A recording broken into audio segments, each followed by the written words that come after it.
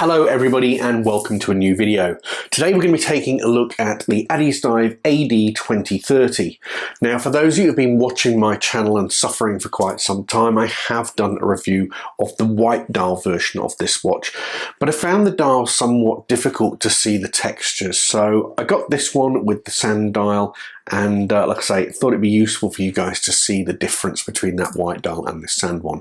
So without further ado, we're going to turn the camera around and take a look at the sand dial, as I call it, the Sahara AD2030 from AddiesDive. Okay, so we have the AD2030 here in the Sahara Desert dial version, as I call it.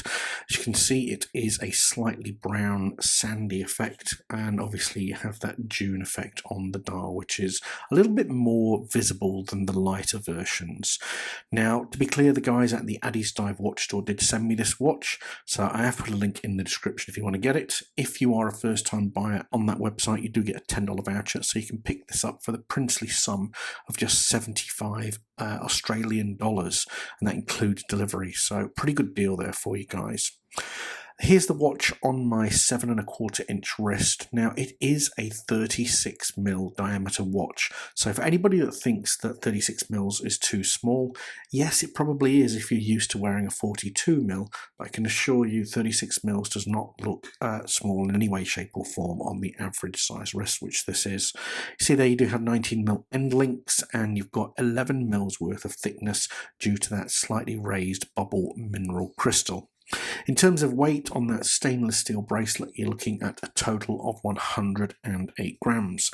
Now, one of the things I love about this watch is the fact that it is powered by a Seiko VH31 quartz movement. You can see there the second hand moving very similar to what you would find on a mechanical, unlike a quartz, which is a ticking movement. So you get 4 beats per second with this VH31. You can see there you don't have a calendar function though, and like I say, unscrewing that crown and just pulling it out to adjust the time, you don't have a date window there at all.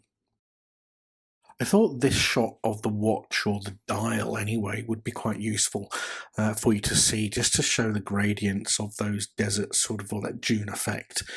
Again, I've had the white dial version, and I have to say that this darker dial does show those features a hell of a lot clearer than the light dial. It's not to say that I prefer this over the light dial. I like the light dial version, but I think if you want to really admire that desert or dune effect on the dial, then certainly the darker dial is the better option. You can see there you do have what I would call a Rolex Explorer style case. It's got a nice sort of curved finish to it, polished well, and you can see there you do have a slight raised mineral crystal. It does have anti-reflective coating on it, however, and like I say, you do have that signed screw down crown to give you 100 meters of water resistance. Like I say, very similar to the Rolex Explorer case, but you know, again, $75, the finishing on this watch is absolutely exceptional. If we move on to the bracelet, you can see there you do have Rolex Explorer style links, a satin finish, and overall very well executed. It is a little bit loose, but again, at the price point of $75, you really can't argue with it. The one thing to say is when we actually look at that clasp, it does have the AddiesDive logo engraved, but as you can see, after a little bit of wear, it has picked up quite a bit of scratching. So nothing too major, you know, like that's what you're going to find on a satin brushed clasp. You can see there you do have a really nice clasp finish there. In terms of micro adjustment, you do get 5 levels of micro adjustment on that clasp, and in terms of the adjustment, it is a pin link adjustment, so you will probably get a pin link removal tool sent with the order to make it easy to adjust.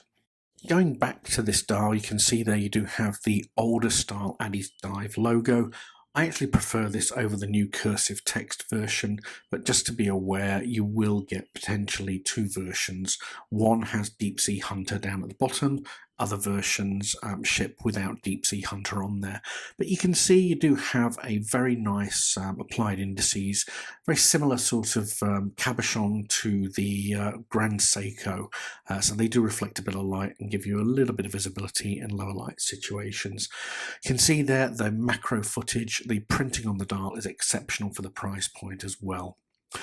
Overall, guys, I really love this watch. I said that when I originally reviewed it a couple of years back, or a year back, whenever it was, and that was with that white dial version.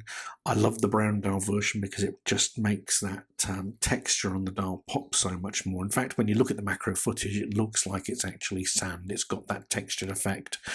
One thing I would say, this being a 36mm watch, it is exceptionally comfortable to wear. The case polishing, etc., is really good. There weren't any sharp edges as far as I could tell, and it's actually my golf watch, so I wear this when I play because it is unobtrusive at 36mm and it sits really comfortably on the wrist. Anyway, guys, I hope you enjoyed the video. If you do have any questions, please put them in the comment section.